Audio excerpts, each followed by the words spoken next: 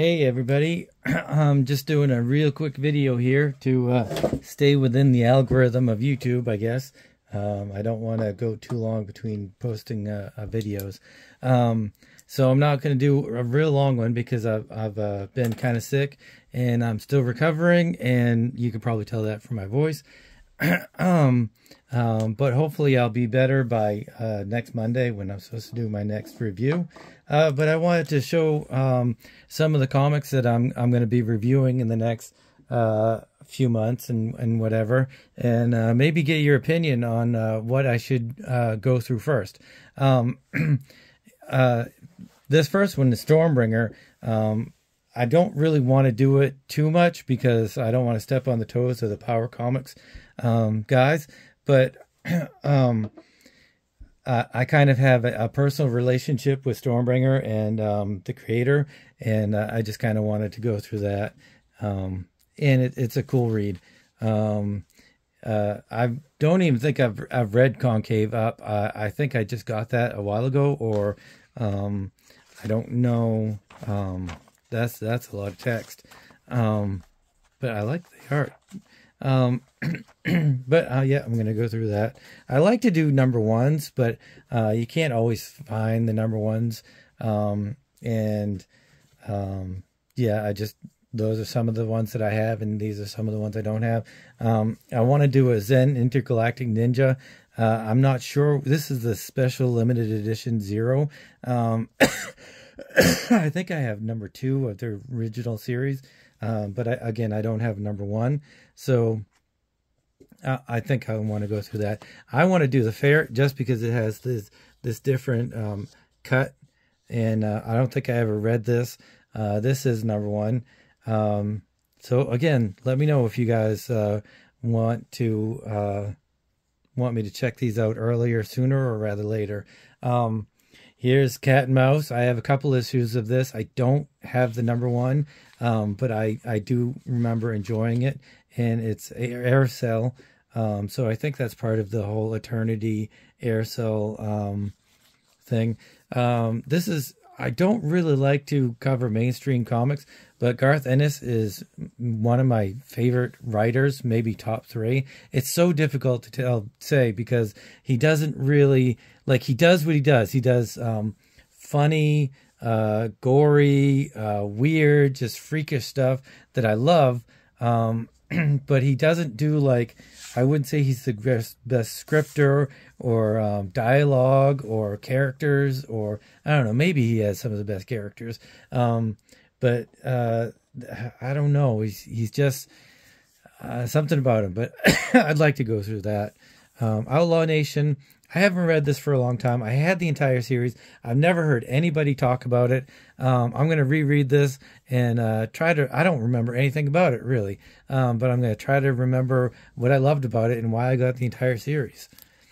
Samurai 7. Here's some of your typical 90s black and white fare. But this looks particularly nice.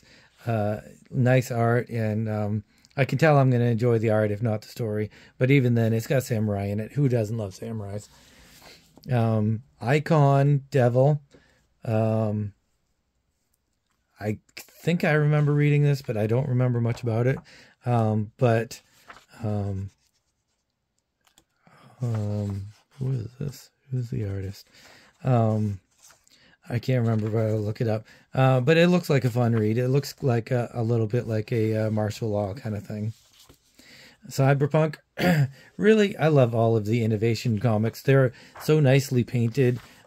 This one looks like it's got some nice line work along with the nice, it looks like watercolor painting. But you can't go wrong with a painted comic of any kind. And it's a cyberpunk, and I love cyberpunk, so I'm going to try to go through that. Bloodwing number 2. I wish I had number 1. I'm going to go through this. That's an awesome name for a comic, awesome title, and I remember I enjoyed it, but again, I got to go through it again. The Tale of Mirren. I don't remember reading this.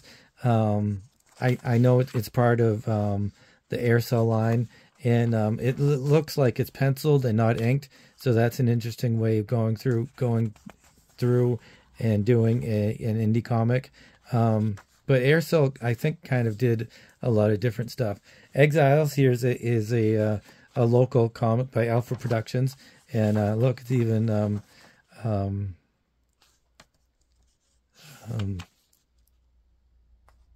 signed. See, I'm still sick. So I want to go through this. This is pretty power comic-y, but I think it's borderline. And this is Pelletier. I think this is Pelletier. Here's another one, local comic, and it's silvery, not silvery, but goldish, foilish. And here's another signature. And I'm gonna be going through this because whoops. It's a power comic, obviously, but it's local. Gonna go through it. Circus World, another local. More Pelletier. Jim McNaughton and Paul Pelletier. So we're gonna go through that. Power comic, not power comic. We had that discussion on Instagram, and I think most people agreed that the cover definitely is power comic. The interiors, Pelletier is such a great artist that even then he was maybe not a power comic artist. Tapestry, another local. All this, though, this is a little different. I think this is an anthology. This is very local. This is just the town next to me. All signed. So some more stuff we're going to go through. Samurai Cat. Like I said, I don't like doing mainstream books, but Epic will be the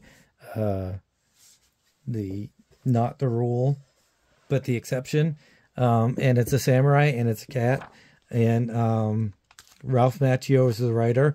Who know that Ralph Macchio was also a comic book writer and the Karate Kid? Who knew? But this looks pretty cool. I don't remember reading it. It looks very Usagi Yojimbo-ish. Maybe I'm gonna have to look and see if this is post Usagi Yojimbo or pre Usagi Yojimbo, because I think it's after. And if it's after, then man, this is almost a ripoff. I'm gonna have to dig deep into that. Judgment Day.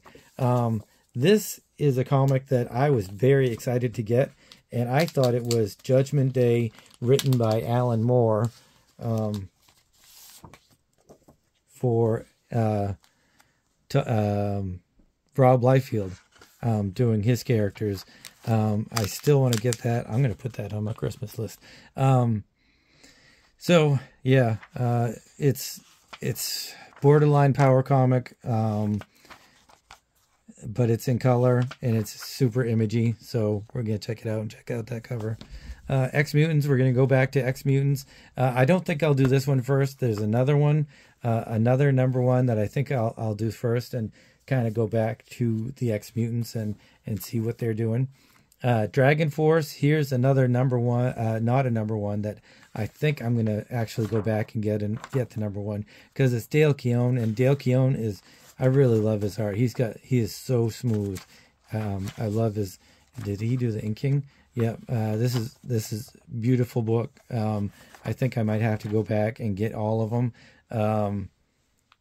Let me know if you guys like Dragon Force and whether it's worth going back and getting more copies than just a #1.